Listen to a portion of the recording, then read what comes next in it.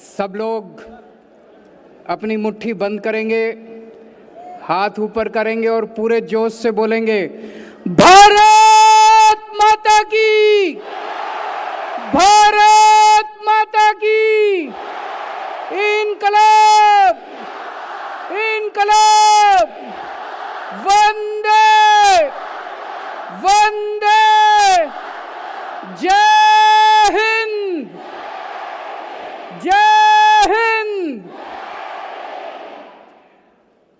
सभी देशवासियों को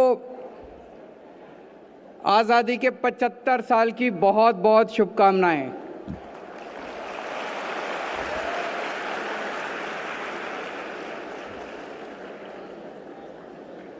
और अभी जो आप लोगों ने कार्यक्रम देखा, जितने लोग आज यहाँ आए हुए हैं, मैं देख रहा हूँ हजारों स्टूडेंट्स और दिल्ली वासी आज यहाँ मौजूद हैं।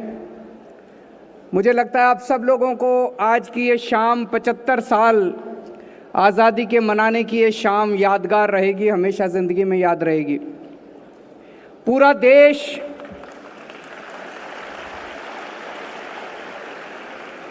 देश इस वक्त देशभक्ति के रस में डूबा हुआ है।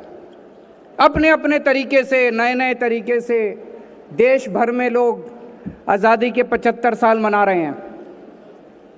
हर घर तिरंगा, हर हाथ तिरंगा, जगह जगह जश्न मनाए जा रहे हैं, जगह जगह किस्म किस्म के कार्यक्रम किए जा रहे हैं। ये समय उन सब शहीदों को याद करने का, जिन लोगों की शहादत की वजह से और जिन लोगों के संघर्ष की वजह से हम लोगों को आज़ादी मिली थी।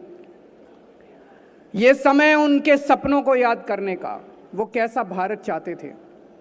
अनगिनत लोगों ने शहादत दी, अनगिनत लोग जेल गए, कईयों ने काला पानी काटा, बहुत यातनाएं सही। लेकिन मैं खासकर 2 स्वतंत्रता सेनानियों की जिक्र करना चाहूंगा। एक बाबा साहब अंबेडकर,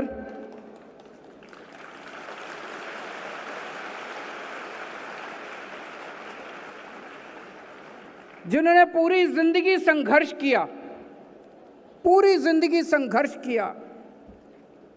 एक बहुत ही गरीब परिवार से निकले,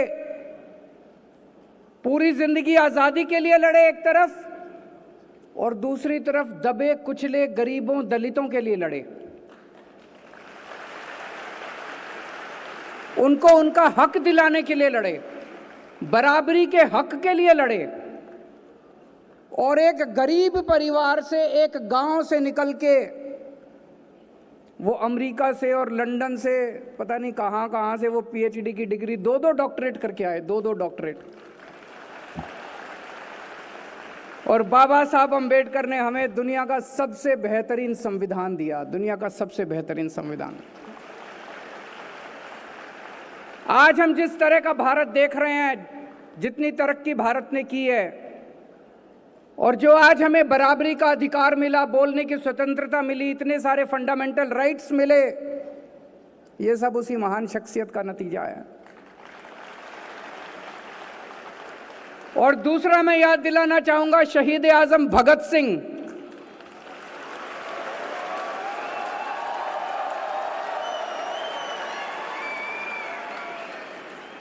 उनकी शहादत को याद कीजिए। 23 साल का लड़का, 23 साल की उम्र में कोई इंजीनियरिंग कर रहा होता है, कोई अपने लिए गर्लफ्रेंड ढूंढ रहा होता है, कोई पिक्चर देख रहा होता है। 23 साल की उम्र के अंदर वो आदमी देश के लिए शहीद हो गया, फांसी चढ़ गया।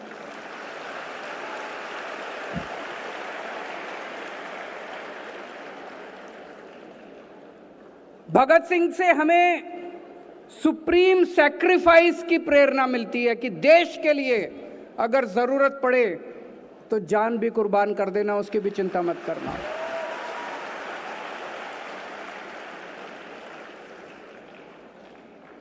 पूरी दिल्ली में हम लोगों ने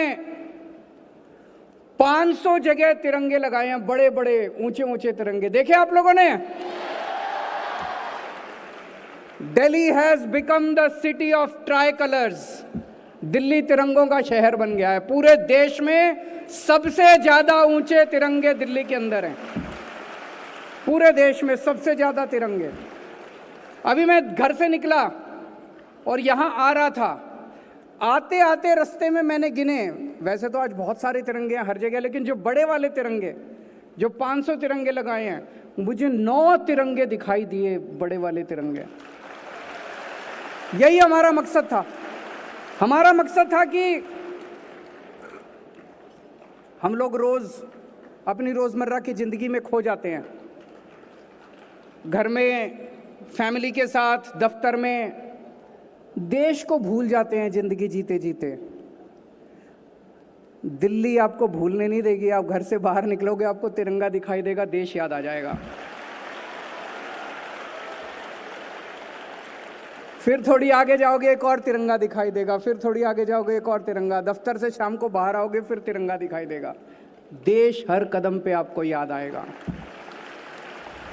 यही हमारा मकसद था। आज पूरी दिल्ली के अंदर 25 लाख बच्चों को तिरंगे बांटे गए हैं। 25 लाख बच्चों को। और आज शाम को भी 5 बजे ये 25 लाख बच्चे और हम सब लोग, दिल्ली में 100 जगह अभी कार्यक्रम चल रहे हैं, हम सब लोग 5 बजे अपने हाथ में तिरंगा लेके एक साथ राष्ट्रगान गाएंगे। पूरी हवा, पूरी फिजा देशभक्ति से भरी हुई होगी। आज आपने देखा होगा अखबारों के अंदर भी, हर अखबार के अंदर एक पेज दोनों तरफ तिरंगे का आया है। देखा आप लोगों ने? तो जिसको तिरंगा नहीं भी मिला, वो उस पेपर को काट के अपने हाथ में 5 बजे ऐसे उठा के राष्ट्रगान गा सकता है। सब लोगों को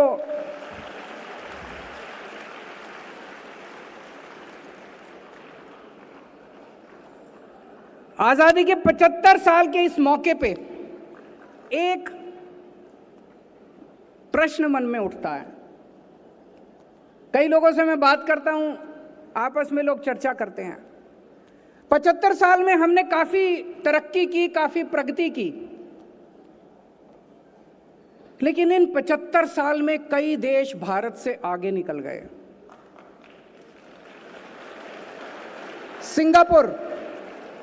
सिंगापुर हमारे से 15 साल बाद आजाद हुआ, हमसे 15 साल बाद आजाद हुआ, आज हमसे आगे निकल गया। जापान, द्वितीय विश्व युद्ध के अंदर, सेकेंड वर्ल्ड वॉर में जापान पूरी तरह से ध्वस्त हो गया था, बर्बाद हो गया था जापान।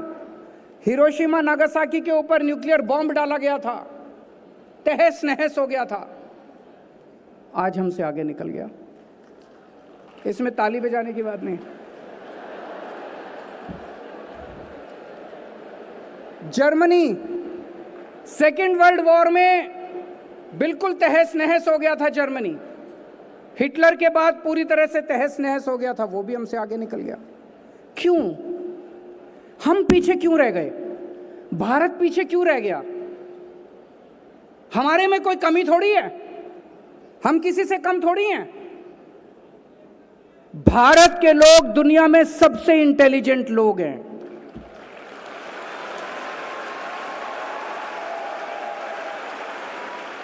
भारत के लोग दुनिया में सबसे मेहनती लोग हैं। भारत के लोग दुनिया में बेस्ट लोग हैं। फिर हम पीछे क्यों रह गए? भगवान ने हमें सब कुछ दिया है। मैं हमेशा कहता हूं, जब भगवान ने पृथ्वी बनाई तो सबसे खूबसूरत जगह भारत को बनाया। भारत में नदियां हैं, पहाड़ हैं, जड़ी बूटियां हैं, फसलें हैं। क्या नहीं दिया भगवान ने? कोई कमी नहीं छोड़ी भगवान ने। भगवान ने जब इंसान बनाया तो सबसे इंटेलिजेंट लोग उसने भारत में पैदा किए। फिर हम पीछे क्यों रह गए? कुछ लोग पूछते हैं, can India lead the world? Why not? हमारे पास दुनिया के बेस्ट इंजीनियर हैं, बेस्ट डॉक्टर हैं, बेस्ट एडवोकेट हैं, बेस्ट साइंटिस्ट हैं। आज दुनिया को वर्ल्ड का लीडर होना चाहिए। तो दोस्तों आइए आज सब लोग मिलके 130 करोड़ भारत के लोग मिलके प्रण लें कि हम सब लोग मिलके आने वाले समय में भारत को दुनिया का नंबर 1 देश बनाएंगे। हम सब लोग मिलके प्रण लें कि आने वाले समय में हम भारत को दुनिया का सर्वश्रेष्ठ राष्ट्र बनाएंगे। हम सब लोगों को मेहनत करनी पड़ेगी। आज से 75 साल पहले जब हम सारे जन इकट्ठे हो गए, सब जब सारा भारत हो गया, इकट्ठा हो गया, हमने अंग्रेजों को बाहर फेंक दिया उठा के देश के। आज अगर एक बार फिर हम सारे इकट्ठे हो जाएं तो भारत को दुनिया का नंबर 1 देश बनाने से कोई नहीं रोक सकता।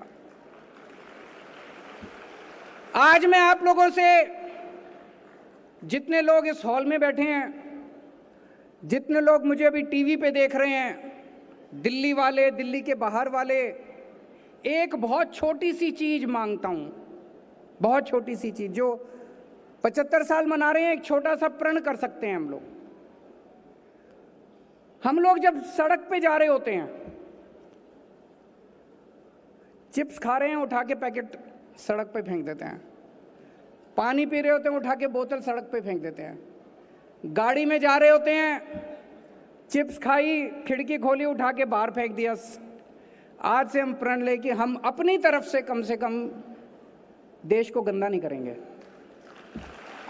कहीं जितना हमारे पास हमारा अपना कूड़ा है, जब तक हमें कूड़ेदान दिखाई ना दे, हम अपनी जेब में डाल लेंगे, और जब कूड़ेदान दिखाई देगा कूड़ेदान में डालेंगे। अगर बन सके, अगर कोई कूड़ा दिखाई दे और बन सके तो उसको उठा के हम कूड़ेदान में डालें। लेकिन अगर वो ना भी करे तो कम से कम अपनी तरफ से हम भारत के अंदर कहीं भी, किसी भी पब्लिक स्थान, सार्वजनिक स्थान के ऊपर हम अपनी तरफ से कूड़ा नहीं डालेंगे। मंजूर है? गंदा नहीं करेंगे, अपने किसी भी सड़क को गंदी नहीं करेंगे, किसी भी सार्वजनिक स्थल को गंदा नहीं करेंगे। भारत को अगर हमें दुनिया का नंबर 1 देश बनाना है तो अभी बहुत कुछ करना पड़ेगा। एक छोटी सी शुरुआत करते हैं। तो एक बार फिर से आप सब लोगों को आज़ादी के 75 साल बहुत बहुत मुबारक हो, बहुत बहुत शुभकामनाएं। और मेरा दिल कहता है कि भविष्य भारत का है। आने वाले समय में भारत को दुनिया का नंबर 1 देश बनाने से कोई नहीं रोक सकता। बहुत बहुत शुक्रिया।